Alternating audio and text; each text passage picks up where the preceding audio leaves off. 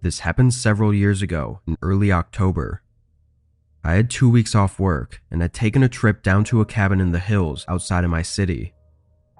It was an Airbnb that was far out, which was perfect because I wanted to spend a few days camping as well. I drove 2 hours to the cabin and got there in the afternoon. It was really nice and quiet. No other cabins or buildings were in sight. It was just the woods going all around. I set my things inside and looked through the rooms, but it was nothing special. It had a very cozy, old-fashioned feel to it. Not something I was a huge fan of, but it was a nice change of environment for a vacation. The rest of that night and the following few days went by with nothing of interest. I spent my time relaxing, sitting outside in the cold fall weather for most of the days, and spending the nights inside by the fireplace. It was on the 5th day, though, that I set out with my camping gear. I wasn't sure how long exactly I was going to camp for, but planned for 2 to 3 nights. There were a couple trails nearby that I was aware of from planning ahead, but only one of them actually connected to the cabin. To keep things simple, I chose to just take that one so I could leave straight from the cabin and not have to drive anywhere. I walked for at least 3 or 4 hours before I found a spot I was happy with. This was the only clearing I'd found, aside from the trail itself, but something would just feel uncomfortable about camping directly on the path. It was closing in on nighttime already, so I got my tent up and started a fire. As it got darker, I put on my heavy sweater and jacket, with the cold really starting to come in.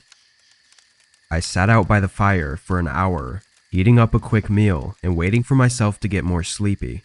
But at some point while I was sitting there, my eyes caught sight of something.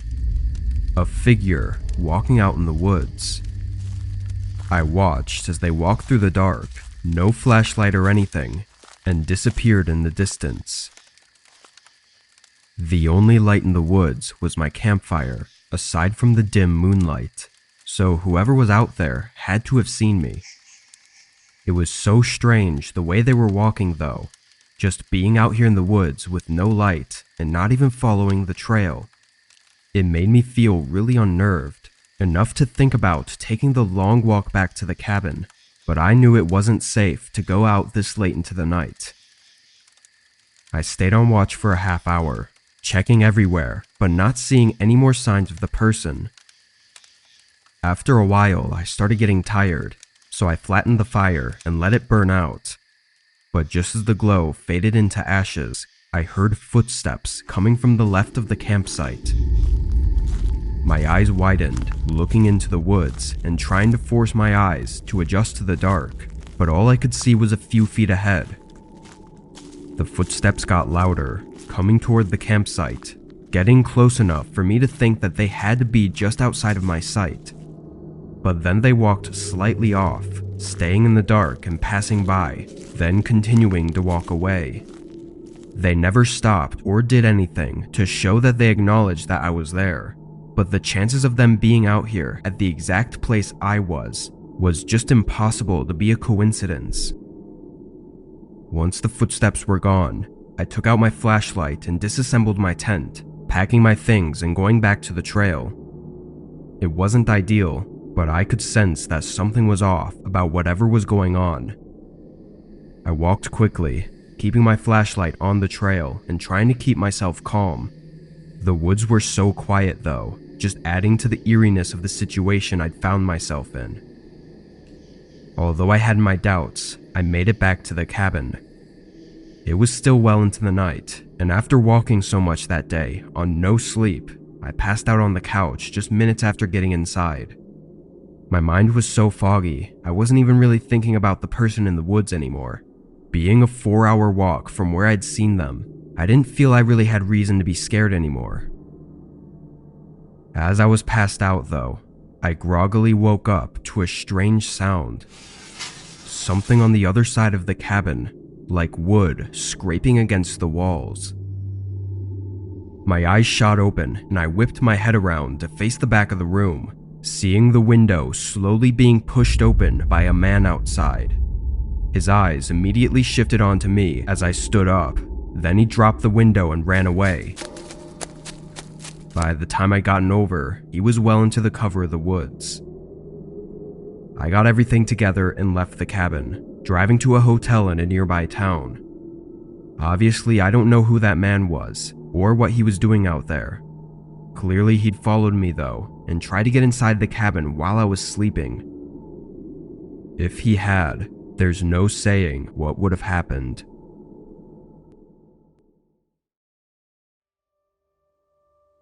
This happened last fall. It was toward the end of the season, closer to winter, and where I live it gets pretty cold, and even snows sometimes in October. I've been doing food delivery for the past 3 years and was working on this night. It was around 10 p.m. and lightly snowing outside. It was one of the first snowfalls, so people must have been skittish to go out. I was one of few cars driving around, but a lot of orders were coming in. Pretty much as soon as I'd finish one, another one would pop up. After driving around everywhere until almost 1 a.m., I took up one last order. The snow was starting to pick up, and I was just getting a little tired. I drove through the McDonald's that they'd ordered from and picked up the food, then set in the directions to the house.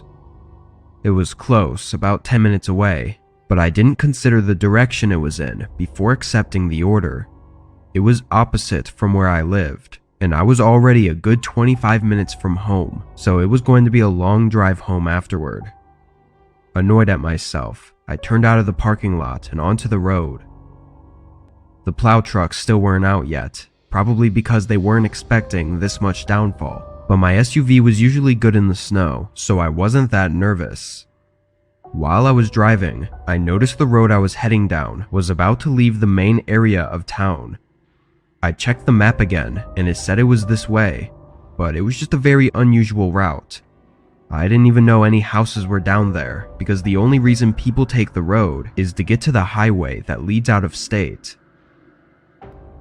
I went down for a few minutes, seeing only streetlights and trees, until I came up to the turn. It was a single small street leading off the road. I slowed down, being more careful since the street was smaller and had trees lined up right beside it, so sliding off would make a really terrible night. As I made my way down, I saw a few long driveways leading to faint lights in the trees far out. Before I reached the driveway I was to turn down, it looked like all the others. I slowly drove through the driveway until I made it to the house. It was medium-sized and older, completely covered in snow. Nothing looked too notable about it. Really, the only interesting thing was that it was out here in the middle of some forest. I parked out front and got the bag, then started walking up to the door. The snow was thicker than I would have liked, soaking my shoes and even the lower legs of my pants. When I got up to the porch, I knocked and started to set the bag down, but almost immediately, the door swung open. I looked up, seeing a large man in a winter jacket. His face was pale, like he'd just been outside in the cold. "Sorry, but I really have to get going," I said nervously, holding the bag up again. The man's face dropped into a frown. Then he suddenly slammed the door shut. Still holding the bag up, and just a bit shocked by what was happening, I set it down on the porch and quickly started walking back to my car. But just as I got past the front yard, I heard something from behind me. I turned around, realizing it was from somewhere on the other side of the house. It could have been a back door or something, but was too muffled to hear clearly. Getting creeped out, I walked quicker and got in my car. I switched it on, and right as I looked up, I saw the man coming around the side of his house and making his way quickly over to my car. He had something in his hands. It almost looked like rope, but there was something else that I wasn't able to make out. I suddenly felt my heartbeat spike and adrenaline take over my body. I started going in reverse, trying my hardest to go quick while also not getting stuck in the snow. The man got close, probably just a few feet away, before my car was able to grip the road and start picking up some speed. I backed up through the whole driveway, seeing the man eventually stop and watch, slowly fading into the dark as I backed up into the street. I don't know what he was doing. Honestly, the whole thing was just terrifying and confusing, enough to make me not even want to think about it. I still do food deliveries, but am far more cautious, and most of the time, I don't even knock on the doors anymore. I just drop the food on the porch and leave. Had I stayed any longer that night, or had entered the house, who knows what would have happened to me. It was a couple days before Halloween. I actually had the next few days off, so after I got off work, I was looking forward to staying up late and enjoying the night. I picked up some fast food on the way home, eating on the couch while watching some Netflix. About 30 minutes into the show, I paused it and got up to throw out the rest of the food that I hadn't finished. I walked into the kitchen and tossed it, but when I turned around, I saw someone standing in my backyard. They were just looking at my house, not really doing anything else. For context, my backyard was small but fenced in, so there was no way he just stumbled through while taking a shortcut or something. I flipped on the back porch light and slid the door open. "Hey, what are you doing?" I yelled at them. With the porch light now on, I could see their face. They were young, probably in their 20s, but had really tired and, for lack of a better word, creepy eyes. They didn't respond to me, so I called out again. "You need to leave. This is my property." The guy looked over at me, then casually started walking toward the gate. I made sure they left, going to my front window and watched them walk down the street. Once he had left, I just took a moment to think about what was going on. It was such an odd thing. Why was he even standing in my backyard to begin with? He was just staring at my house for seemingly no reason. I even went as far as to go out into my backyard and stand in the same place he was, looking up at my house to see what he could have been looking at, but there really wasn't anything. I went back inside and tried to forget it. I didn't really know what else to do. I poured myself a drink and sat back down, playing the show. I'd finished the episode and just started the next one, so maybe 20 minutes had gone by before I heard a few subtle footsteps running in my backyard, followed by a thud against my house. I stood up and ran to the kitchen, seeing that same guy now against my back door. He was pushing his body against it and aggressively trying to pull it open. I grabbed the handle just in case he somehow got through the lock, but seeing the rage in his eyes close up was horrifying. I backed away and got my phone, calling the police as I stood in the kitchen and watched this guy continue trying to get in. But then, he just stopped. He stared at me through the glass door, breathing heavily and still having that crazed look in his eyes. Then he walked back to the gate, but this time he didn't walk away. He stayed somewhere on the side of the house, like he was hiding. I constantly went back and forth from all the windows, waiting for the police to arrive and hoping the guy didn't try anything else. 5 minutes went by with no sounds or movement before a police car showed up.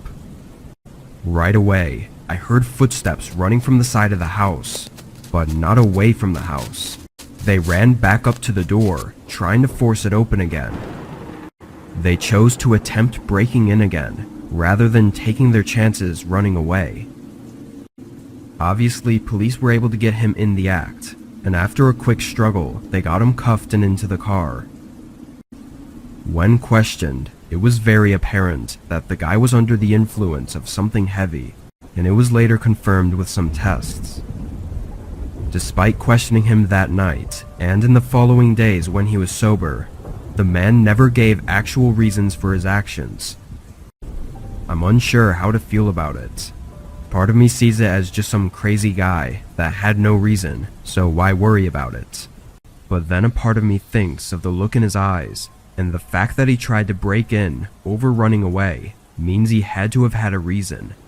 And either way, if he had gotten in, what he would have tried to do to me is likely just as horrifying, reason or not. As far as I know, he was only imprisoned for a few weeks due to not being sober during his actions, so I'm left to just worry about whether or not he intends on coming back. I've always been good friends with one of my cousins, Cole, who was the same age as I am. The two of us were not quite inseparable, but we always did get along very well together, and we were often found together, both in school and outside of school. When we were 12 and in the 6th grade, I was hanging out with Cole on a Friday afternoon around the later part of May, and we were psyched at the start of the weekend. We wound up at his house since he didn't live too far from me, and at one point my mom called to say that our grandpa was in the hospital. While the issue with our grandpa wasn't expected to be life-threatening, he was being kept at the hospital overnight for observation, and both my parents and Cole's were planning on staying with him and my grandma at the hospital. I was told that I was given the okay to stay at Cole's house for the night, with Cole's 15-year-old brother, Hunter, being in charge while our parents were out. This was fine by us. I got along well enough with Hunter, and he was never the bossy older brother/cousin that some of my other friends said they had to put up with. We ordered a pizza and enjoyed goofing off as boys that age tend to do. At around 9 or so, there was a knock at the front door and Cole went to answer it. I was a bit curious as to who it could be at that time of the night, and so I watched from a ways back. At the door, there were two older guys. They said that they were there with the city and that they were investigating reports about the water pressure supposedly being bad in the neighborhood. They asked Cole if his parents were home, and when Cole said they were unavailable at the moment, which is what we were told to say to strangers if our parents weren't home, the guys then started asking a bunch of questions about how the water pressure was in the house and if they could come inside to check. Hunter came over at that point and politely told the guys that the water pressure was fine and perhaps they should move on to check the other homes in the neighborhood. The guys seemed reluctant to leave, but eventually they turned and walked away after Hunter started closing the door. After the door was shut, we looked at each other and shrugged, but neither of us really thought too much after that, and we went back to doing what we were doing. Eventually, we decided to go to bed. Cole and Hunter shared a bedroom, and we all agreed that I'd sleep in there with them, rather than me hitting the sack on the couch or something like that, so that way we could all talk while we fell asleep. Hunter grabbed a sleeping bag out of their camping supplies for me, and when we got back into the bedroom, we all stripped down to our underwear/pajamas. And then they climbed into their beds, and I quickly crawled into the sleeping bag, and after talking for a while about random stuff, we all eventually fell asleep. Early the next morning, I got up because I had to pee, and so I quietly got out of the sleeping bag and went and did my business in the bathroom. On the way back to the bedroom, I heard something in the family room, which was on the opposite end of the house from the bedroom and particular bathroom I was using. I didn't pay too much attention to it at the time, thinking it must either be Cole or Hunter, until I got back in the bedroom and realized that both of them were still in there. Trying not to panic, I awoke them and I told them that I thought someone was in the house. They quietly followed me, and the moment we walked into the family room, we saw the two guys from the night before in there. And it was rather clear that they were robbing the place. One of them started moving towards us as he pulled out a wicked-looking knife. The three of us promptly raced to the front door somehow and managed to get it unlocked and open in time, and we fled outside. As luck would have it, a cop was driving by at that particular moment, so we quickly flagged him down and we told him about the two guys in the house.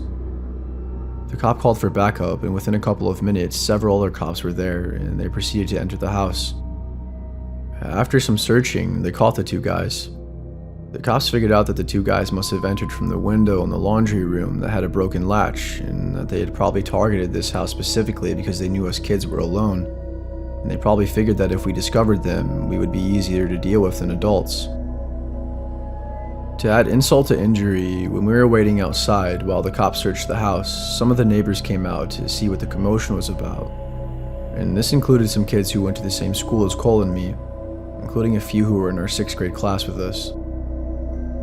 It was during that time that the three of us realized that we had never got the chance to get dressed, so just like in the stereotypical nightmare, we had to stand outside in a full view of everyone in just our briefs for what seemed like forever before being allowed back inside.